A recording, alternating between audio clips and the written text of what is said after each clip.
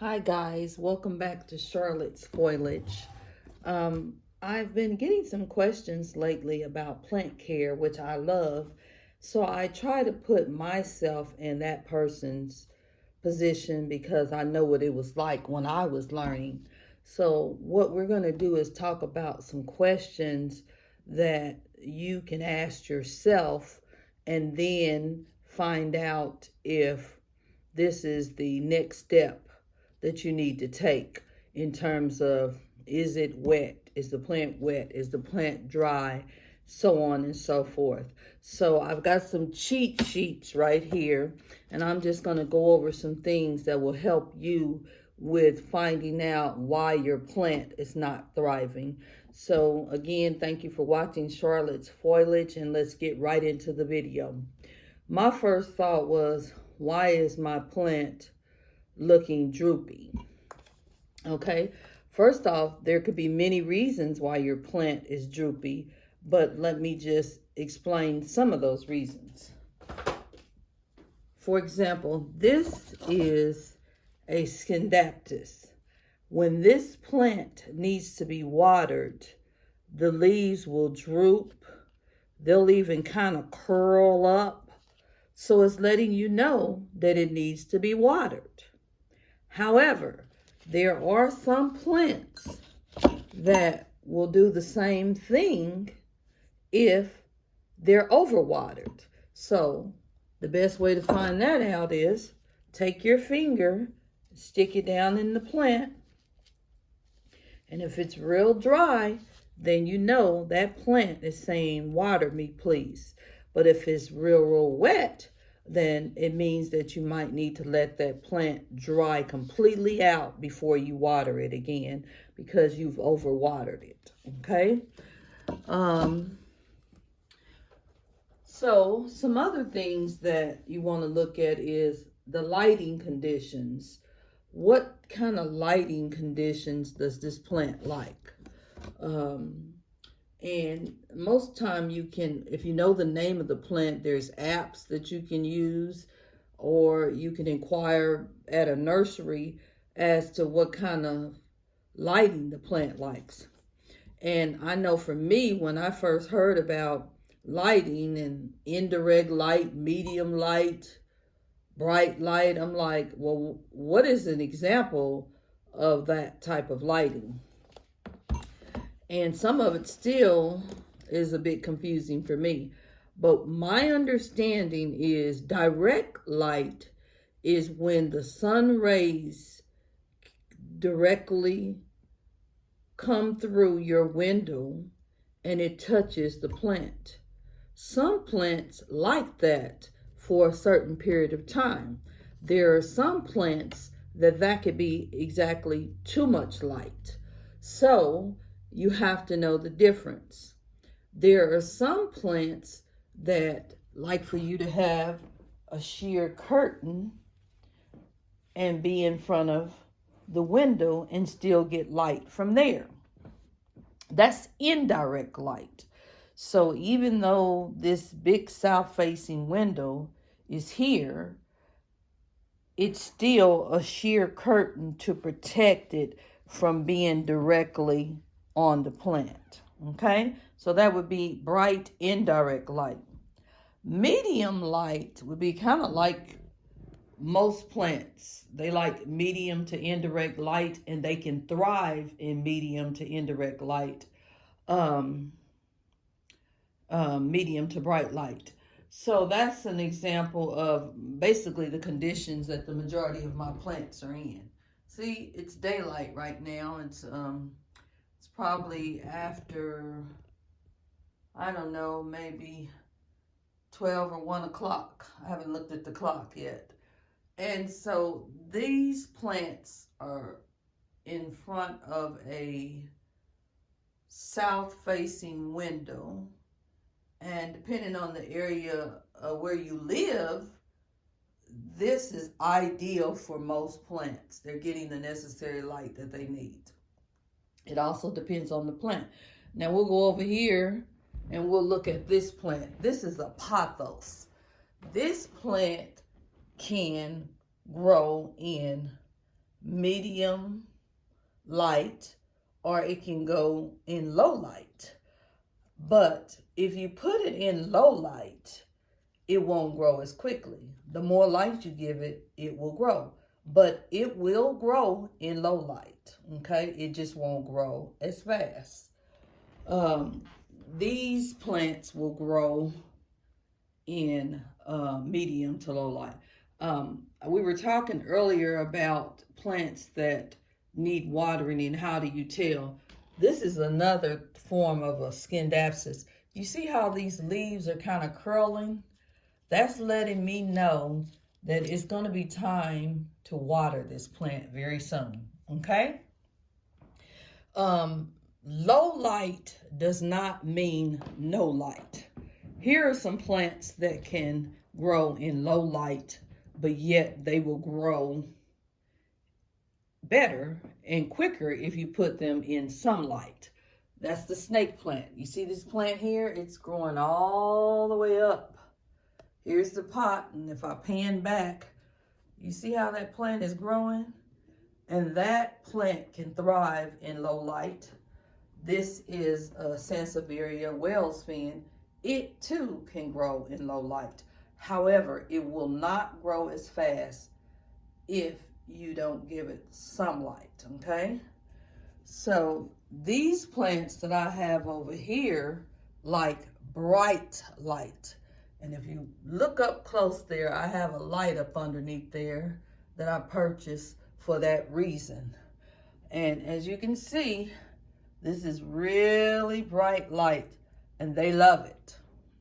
They thrive and they grow with high light or bright light conditions, okay?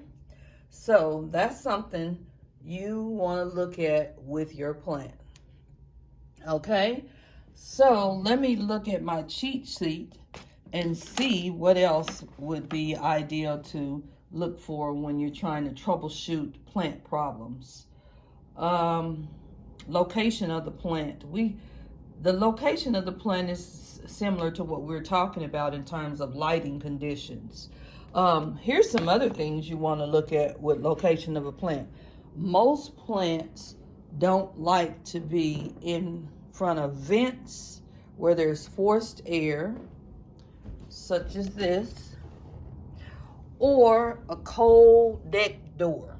When it gets to be too cold outside, or a cold window, some plants do not thrive well, and it could be too cold for that plant to be in that window, so you want to bring it back. Plants with thicker leaves like your Hoyas, I'll give you an example of a Hoya.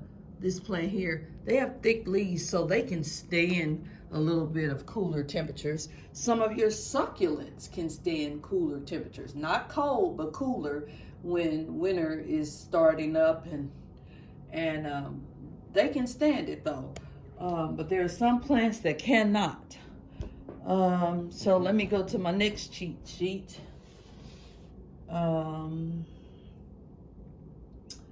Let's see here. When watered. If you have a situation where your plant is yellowing and getting some brown crispy spots on it, it may be that you've overwatered that plant. Well, how do you tell? Because those are also conditions when you've underwatered. Usually if it's yellow, I was trying to find an example of it. Usually if it's yellow and soft, yellow and brown and soft, then you've probably underwatered. But if it's yellow, hard and crispy, you've probably, excuse me, I said that backwards. If it's hard and crispy, then it needs water. If it's soft and yellow, then it's probably underwatered. It just depends. So those are some things that you can look at. And the best way to tell if you've overwatered or underwatered your plant is just simply put your finger in this plant, in your plant at home, stick your finger down in there, Like this plant, for example, it's pretty dry, but these type of plants can dry out between waterings. So I know I'm okay. But it would certainly let me know if it wasn't okay, because it would started drooping. So those are just some things. Sometimes the coloring yellow of a plant can be confusing, because like I just stated, it could be that you overwatered or you underwatered. Well, the next question is, well, how do you prevent overwatering? And I have an answer to that. Basically, you can do what we call bottom watering, and I'll show you what that is.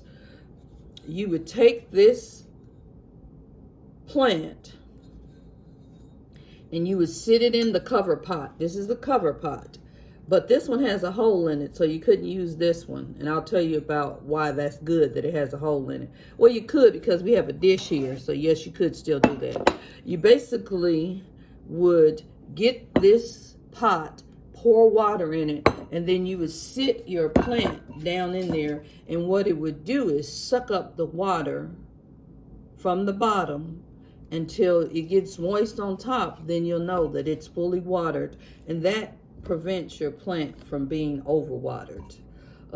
So you just want to take your finger and test it, or you can purchase what we call a moisture meter, and I'll show you mine. Give me just a moment.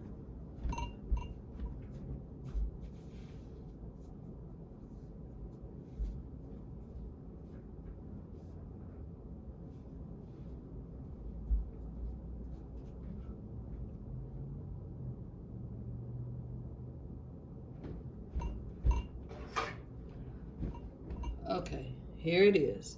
This is my moisture meter.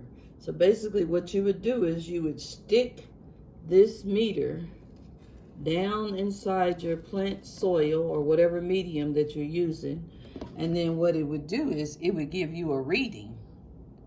Okay, see, it says 1. You remember a few minutes ago I said this plant is a little dry, so that lets me know that I need to water this plant. Okay, so these are ideal if you want to prevent from overwatering your plant.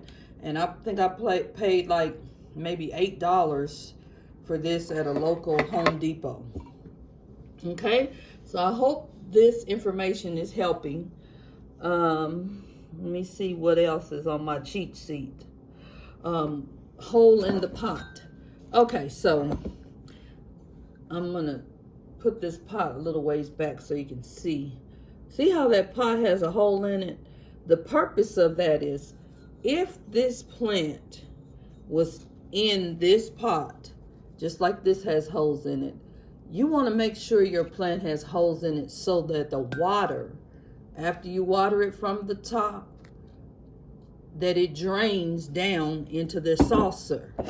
Okay, now what you don't want to do is leave this saucer with the water in it and stick the plant back into the pot.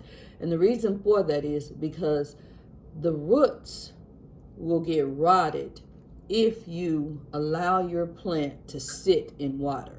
It needs to be watered, but then that water needs to be dipped and drained. Okay, and then you put it back in its cover pot. Okay, another thing that people want to know is, should I repot my plant as soon as I purchase it from the nursery? Actually, no, because your plant needs to get used to its new environment, which is new lighting, new temperatures. So you can leave those plants in that nursery pot for a while. The only way you would need to take it out of that pot is if it was had outgrown the pot. And you would know that because at the bottom of the pot, the roots would be sticking out here. You would see the roots actually sticking out. I bought a plant like that that had the roots sticking out, so I had to repot it. Okay, I do have another film that talks about what types of soil mediums you can use for your plant, because that's important too, to have the right mixture. And sometimes the nurseries may just have it in some regular soil mixture. But for the most part, they do pretty good. Here's one thing that you can tell if your plant needs to be repotted. If your soil is not soft, but instead it's real hard and the water comes up over the pot, it may be too compact. And most plants like a airy mix, kind of like this. I'll show you here. This is a barky mix. See? It's barky. It has some barky chips here. It has some cocoa core. And if I was to water this plant right away, then the water would go and through the plant and back out of whatever the tray you have underneath here. And that's what you want, because you don't want water sitting in your plant, okay? So that just gives you an idea. I'll show you another plant that has a barky mixture. I don't know if you can see that. Let me step back. See? It looks like rocks, but it's actually a soil mixture in there. It's just that this is what that plant likes. Let me show you here with my hand. See? Oops, I dropped one. But yeah, so that's what your plant likes. Another thing your plant may like and you don't have, because especially if it's not wintertime, summertime, is humidity. So what you could do, you could purchase one of these. This is a humidifier, and most plants like to be at least the humidity to be 50% or above. Some of them higher than that. But I also purchased me a humidifier, and I'll turn it on here. This is a good brand. You see that humidity coming up out of there? What you want to do is purchase you a good humidifier and run that humidifier until you reach your limit on your humidifier of humidity. But you always want to have a fan running. So now that I've turned on my humidifier, I need to go over here. I have a big ceiling fan up there that probably needs cleaning. So I'm going to turn it on because I have that humidifier running, okay? So that's how you increase your humidity and give your plants the humidity that they need so that they can thrive. Sometimes that's a problem if you don't have those conditions. Some people buy greenhouses for that purpose, and I do have a greenhouse downstairs. Like I said, it just depends. Some plants don't need humidity at all. They need light. In the wintertime, it's not as bright outside, so some plants need help with lighting. There are lights that you can buy, like that Solatech light that I just showed you. Let me show you another light that I have here. I have grow lights. Right up underneath this shelf is a grow light. On each one of those shelves is a grow light. These plants do not require high light. They require medium to low light. So they do good with the grow light. Some grow lights have settings on them. So if you need a higher light, you can actually do that. They also have timers on them so that you can give them 12 hours, 6 hours, whatever you think is best for your plant so that they can get the necessary lighting. So you're basically giving them what they need indoors because they're not outside getting light. I also have in my dirty light fan here is some grow lights. You can buy them at a local Home Depot or Lowe's. And you see how that, I'm pan back. You see how that light is getting on those plants? And that's how they're thriving too. Because the top shelf doesn't have any lighting.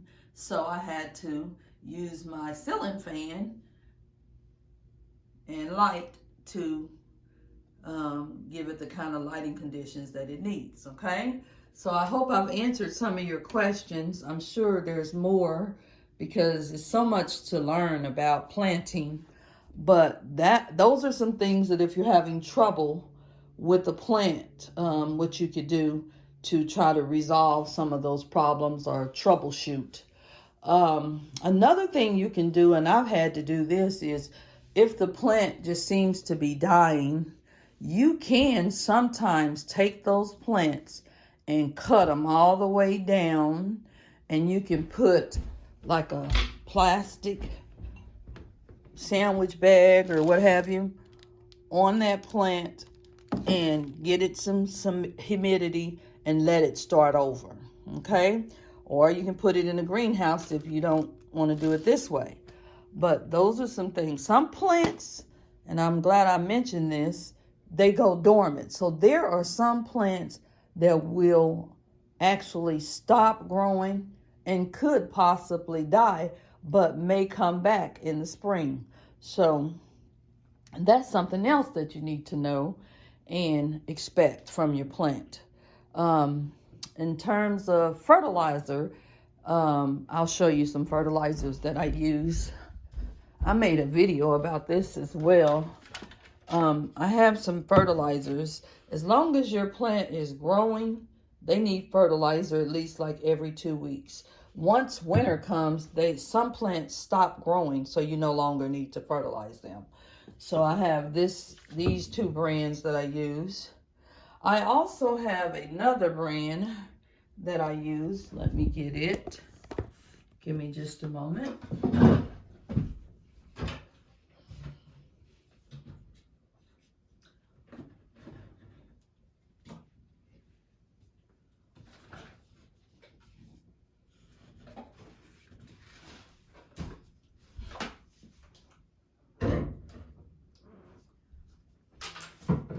Okay, guys, so this is fish emulsion.